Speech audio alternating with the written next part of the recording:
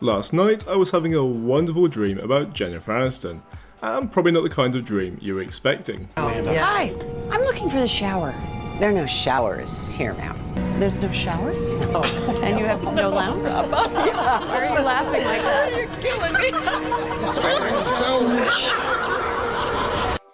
You see, Emirates has left a lasting impression, not just on me but the entire world with its first class product.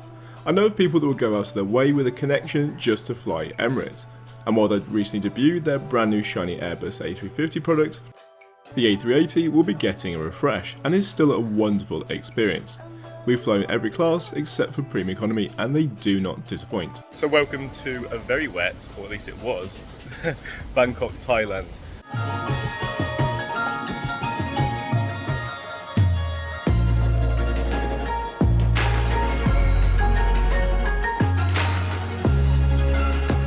And we're heading up to the airport to fly Emirates on the Airbus A380 in their business class.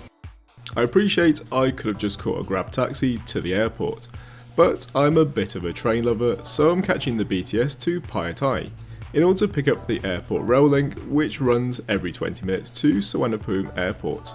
Costing about 70 baht in total, that's just over $2. Bargain. Plus you get to see the skyline of Bangkok, which is pretty fantastic.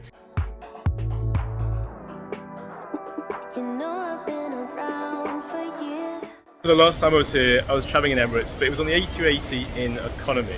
I was offered an upgrade, but I said no. And the reason is because I was doing around the entire world in the A380 to just see if it's possible. It is, although the beginning went a little bit wrong. My point being, I had another offer to upgrade to first class, but I've already experienced that and I'm really excited to see how the business class compares. Now as you can see from the queue, it's fairly long. But we're talking about a plane that has 14 seats in first class, 76 in business, and an eye-watering 401 in economy. Besides the wonderful Thai greeting, Bangkok's Suvarnabhumi Airport is wonderful if you're travelling in a premium cabin like business class, because you get access to the fast lane, which can take as little as 5 minutes, giving you more time to enjoy Emirates' dedicated business class lounge, which is surprisingly good for an outstation. Bangkok Suvarnabhumi Airport is absolutely huge, so sometimes you have to allow at least 20 minutes to get from one side to the other. Luckily today the lounge is on the one side at the far end and the flight was parked from the other end, so all is good.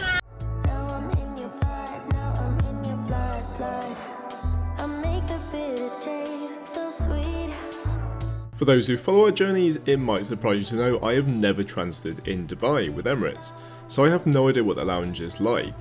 But I suspect it's probably massive based on the size of the one here in Bangkok. There are a lot of seats, so I suspect even with a full flight, everyone could still sit in here pretty comfortably. It's also broken up really nicely, and at the far end on your right is the restaurant, which I'm avoiding because I plan to enjoy and finish the meal on the plane, even though boarding is in about 2 hours. It's probably because the flight is quite a few hours away, but it's really quiet and really calm. I'm like the second person here. So like all good travel bloggers, I'm considering what to say once I get on board, when in reality I'm just scrolling Instagram reels and enjoying a glass of apple juice.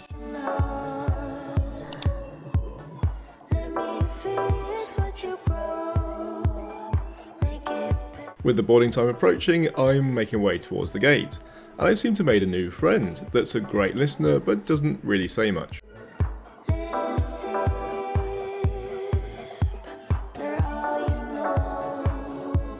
Will I increase my steps for the day? Because I'm not really doing that much. Let's have a look at today's journey map. EK 384 departs Bangkok at 14:05 and covers a distance of 1,074 miles over to Hong Kong, and sadly only takes 2 hours and 55 minutes. I'm making my way down to gate E8, and remember last time I caught this flight I wasn't very impressed with the pre-boarding. They don't use separate queues and people were pushing and shoving, which made it hard for those not travelling in economy to even get on the plane. I suspect it hasn't changed and I really should consider writing an email, because it shouldn't be this way. I've flown on Gulf Air, Cathay Pacific and Malaysia from Bangkok, and it's always well organised and extremely civilised.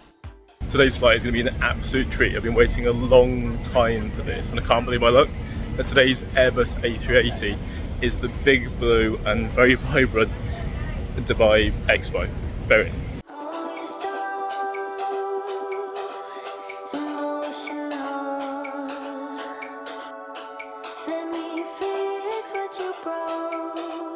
last time I was here, it was absolutely chaotic for the boarding. It looks like today's going to be no exception. And that's because the closer to boarding time we get, the more anxious passengers get. And so that area next to the barrier just becomes a sea of people. Wish me luck. Being a double-decker, there are different jet bridges, so you don't need to use the stairs inside the plane. Speaking of which, where is the best place to sit?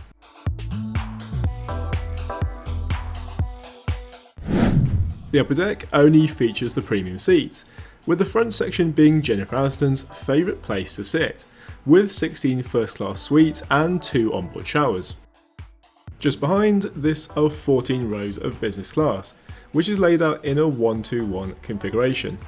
The best seats for anyone travelling as a couple are the odd numbers in E and F, but if you're travelling by yourself, then you want to make sure it's an even number in B or K, as these are close to the window and therefore more privacy, as you're shielded by the side table and the minibar.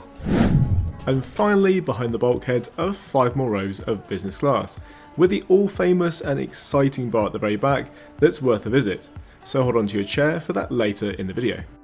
So welcome aboard Emirates A380 in J, if you can hear me, because there was some very loud music in the background.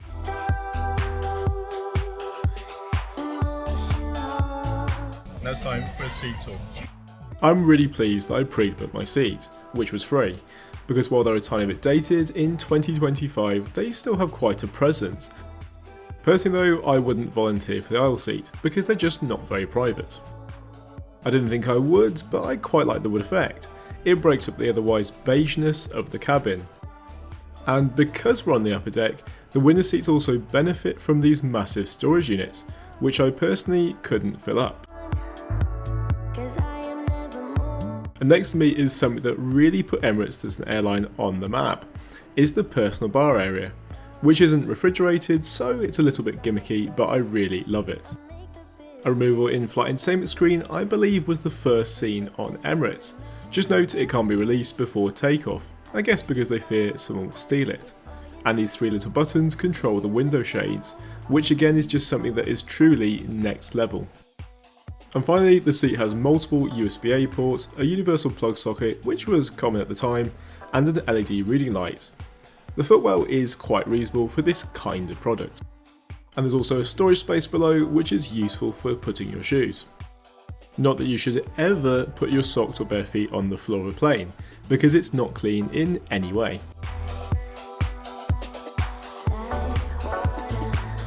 Despite being a 2-hour flight, you still get slippers and an eye mask.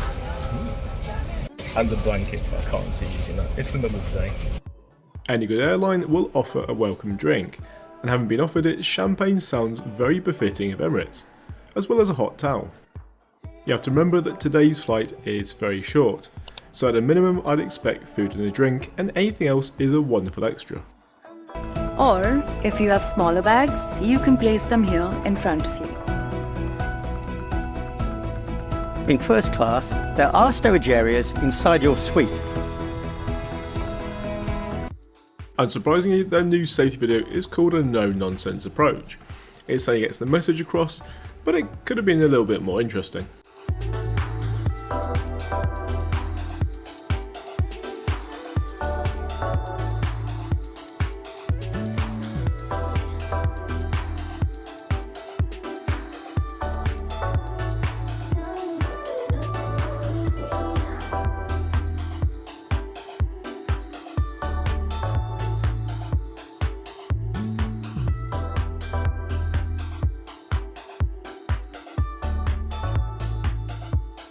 The in-flight entertainment screen is 18 inches, which is more than competitive in today's market and Full HD.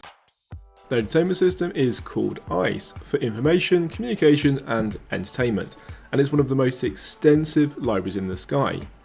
What I find extremely useful is that you can Google Emirates ICE, and then you can either browse all the available content, or you can click on keywords, and it will show you everything that will possibly interest you. They also have the usual movies and new releases from Hollywood, TV shows and music, but it's the live TV which is a nice little extra should you want to keep up to date with the current events in the world. And if that wasn't enough, they also partner with BBC and HBO Max, and have over 6,500 channels of entertainment, at least according to the website, although I wonder if that's TV channels or individual episodes and movies. Sometimes too much choice is a bad thing, so how do you decide what to watch? At least you won't be bored. Even the headphones, which are wrapped for sanitary purposes, feature little hints of the wood panel effect. They have lovely sound and are really comfortable, and of course noise cancelling.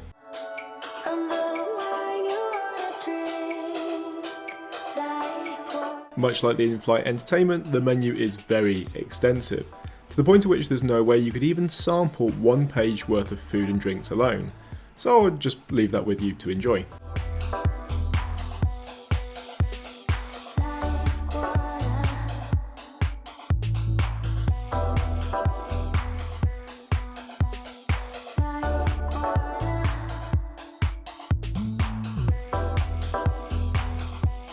Every part of the meal looks beautiful, and I can totally forgive it being served on a single tray, because of the short flight time. For the main, I nearly went for the red snapper yellow curry, but ended up having the roast chicken with steamed jasmine rice, sautéed pak choy and shimeji mushrooms. Zero complaints, and we're off to a great start. And the starter was equally good. Crumbled feta, pickled beetroot and smoked duck in a sumac lemon dressing. It's an absolute buffet of different colours, and a nice way to finish with the vanilla cheesecake served with mango and passion fruit coulis with a few diced strawberries. And choosing from the extremely extensive list of beverages, I decided to have a Bucks Fizz, which is otherwise known as a mimosa if you're from the USA, but it's essentially champagne and orange juice, and the meal also comes with a glass of water as standard.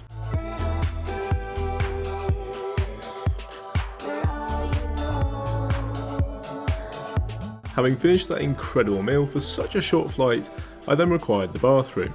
This is a wonderful opportunity to go see the bar at the back of the plane. The only other airlines that I know do this on the Airbus A380 are Qatar and Etihad, and it's a nice space to take a break from your seat, grab a drink, take a photo behind the bar, make sure you ask nicely, and find more things to eat.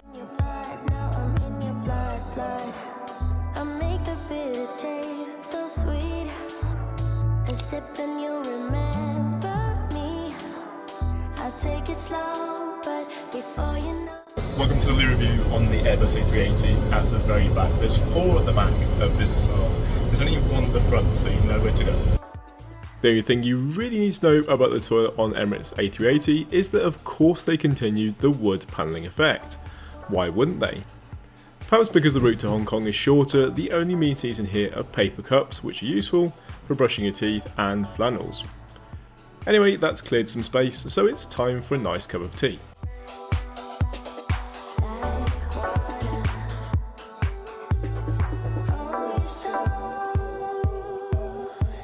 There probably is an extremely wide selection of teas to choose from a leading airline, but I'm quite happy with the English breakfast, which comes with this cute little box of chocolates which I ate in the evening, from Valrhona. Never heard of them, but they certainly were posh.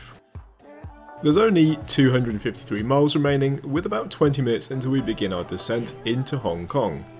As if one hot towel over an hour ago wasn't enough, I've received my second of the flight. This is a little bit overkill, even if it's meant to elevate the luxury experience.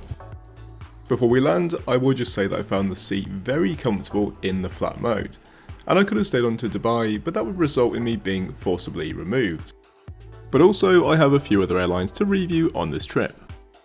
I almost forgot to mention that Emirates is part of a dying breed when it comes to the in-flight magazine, which is pretty useful because it showcases all the content you can watch on their ICE entertainment system. And there's naturally the fun part where you can browse the retail side of things and buy a model of the Airbus A380, scale 1:250, or a pack of 3 removable before flight keyring set. And not that you asked, but I didn't buy any of them because I have far too much stuff at home. Return to your seat. Make sure your bag is underneath the seat in front of you or the overhead locker. Your seat must be fully upright with the armrest down. Your seatbelt securely fastened once again for landing.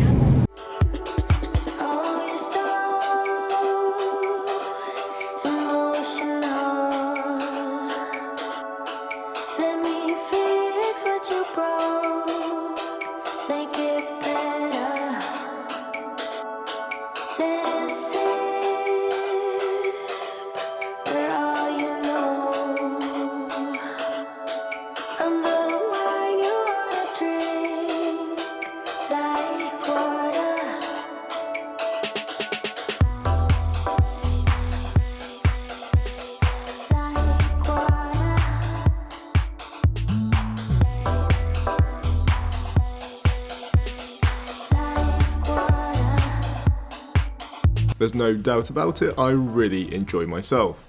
But I'm really keen to hear from you guys. Have you flown Emirates in any class, and what did you think of it? Let us know in the comments below.